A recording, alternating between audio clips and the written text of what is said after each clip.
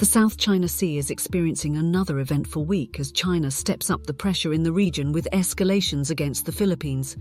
The Philippines government, for their part, are not backing down from the continued Chinese provocations and are pressing their case to an international audience. These publicizing of the actions being taken by the Chinese has upset the Chinese Communist Party by making them look unreasonable, and it is a party that is obsessed with not looking unreasonable on the world stage.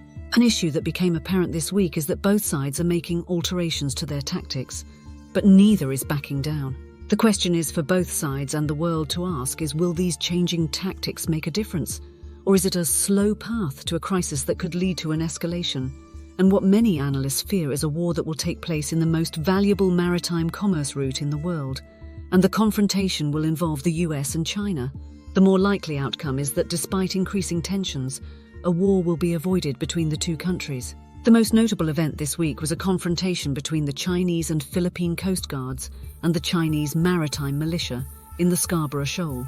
The recent confrontations between the Chinese and the Philippines have been at the Second Thomas Shoal and the resupply of the grounded Filipino Navy ship, the Sierra Madre. The latest incident in the Scarborough Shoal began when a Philippine Coast Guard ship and a Philippine Fishery Agency ship were conducting a patrol in their internationally recognized Exclusive Economic Zone, or EEZ.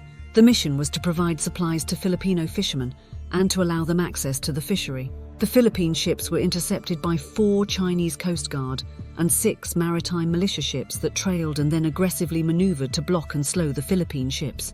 2 of the Chinese Coast Guard ships used water cannons against the Philippine Coast Guard ship for over an hour, causing minor damage to the ship but no injuries. The type of damage to the Philippine ship indicates that the water pressure used by the Chinese ships was at a much higher pressure than previous water cannon attacks and caused more damage than usual. This was also the first time that the Chinese used this level of force against a Philippine Coast Guard ship. The Philippine Fishery Agency ship was also water cannoned by 1 Chinese Coast Guard ship.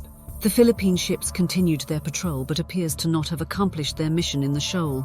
The Coast Guard noted that the Chinese have reinstalled a 415-yard, 380 meters floating barrier to block the lagoon of the shoal to prevent Filipino fishermen from entering the fishing area, and the Philippine authorities were prevented from removing it during this patrol. The Scarborough Shoal has no standing structures, where the Second Thomas Shoal has the Sierra Madre, and is in the Filipino EEZ, but the Chinese Coast Guard and Maritime Militia has maintained a constant maritime presence there since 2012 in the waters in and around the shoal. The Chinese Foreign Ministry, responding to the event, accused the Philippines of violating their sovereign territory and that they would take whatever action is required to protect their territory. The Chinese claim nearly the entire South China Sea, and is a claim that has been ruled by international courts as illegal. But China ignored the rulings. The Chinese Foreign Ministry also stated that the previous president of the Philippines entered into a gentleman's agreement, and the current government reached an agreement this month with China to not escalate tensions based on a common understanding in the region by an unnamed source in China. Both agreements are quoted by the Foreign Ministry as a tacit acknowledgement that the Philippines recognize the Chinese claims in the region. This means, from the Chinese point of view, is that the escalation is caused by the Philippines not honoring the agreements, and they are responsible for escalating the tensions. The Philippine government of President Ferdinand Marcos Jr. has denied that any such agreements existed, and in the rule of international law, such an agreement, if it did occur, would not be binding. The Philippines, having granted international media access to the vessels patrolling the disputed waters of the Philippine EEZ, so they have ample documented evidence to make a claim to the United Nations Convention on the Law of the Sea against Chinese provocations. This will most likely not make a difference to Chinese behavior, but their aggressive actions cannot be denied and well documented to shape world opinion.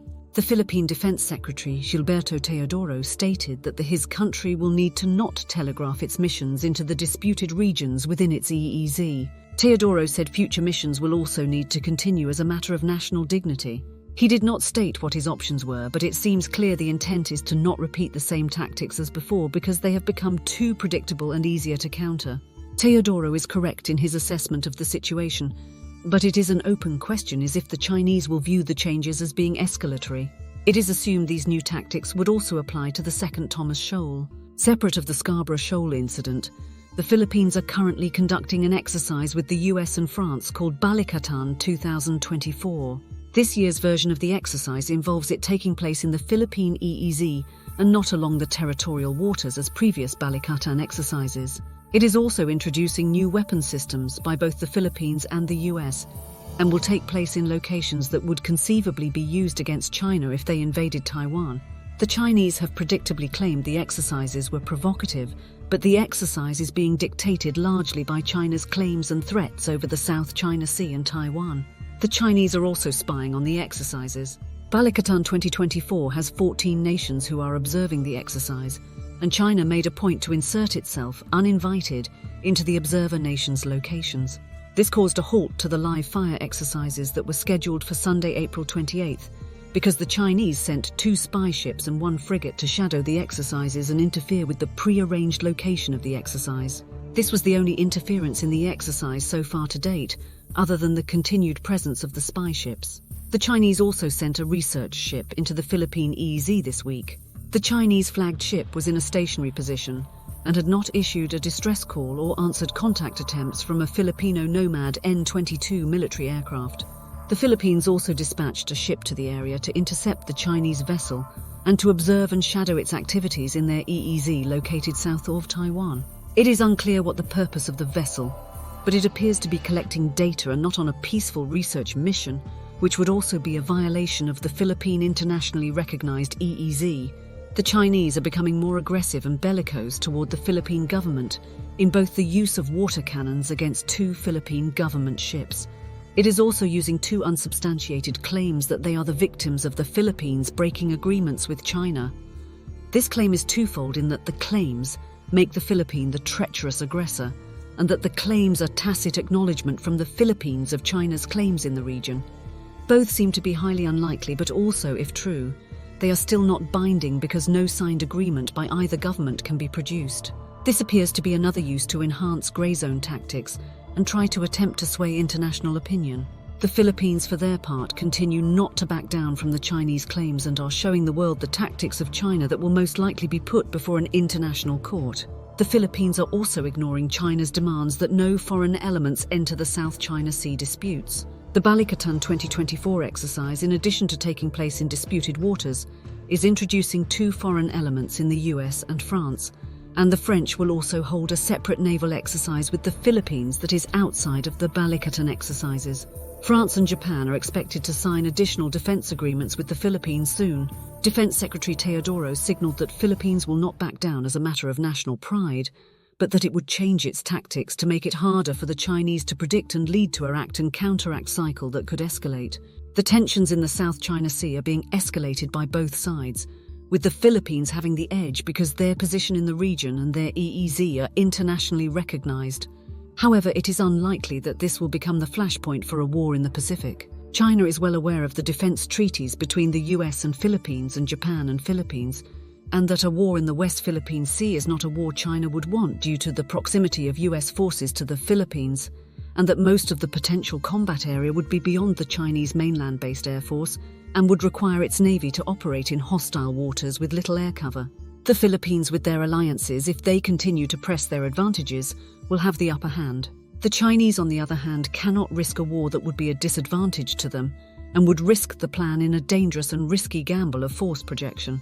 They need to keep the plan intact if they hope to invade Taiwan, and an invasion of Taiwan would require the US and Japan to sail within Chinese air coverage and further from their bases of operation, unlike a war around the Philippines. A war in the West Philippine Sea is the war that China does not want, and would be a strategic error if it was drawn into one. And the Philippines are aware of this fact. If the Philippine leadership stays focused, and they shape their policy that leverages Chinese disadvantages and leverages their alliances, they will continue to have the advantage until such a time that Chinese have a larger and credible aircraft carrier threat or break out of the first island chain. Until then, the Philippines can press their case, knowing that the Chinese will not risk a war at this point.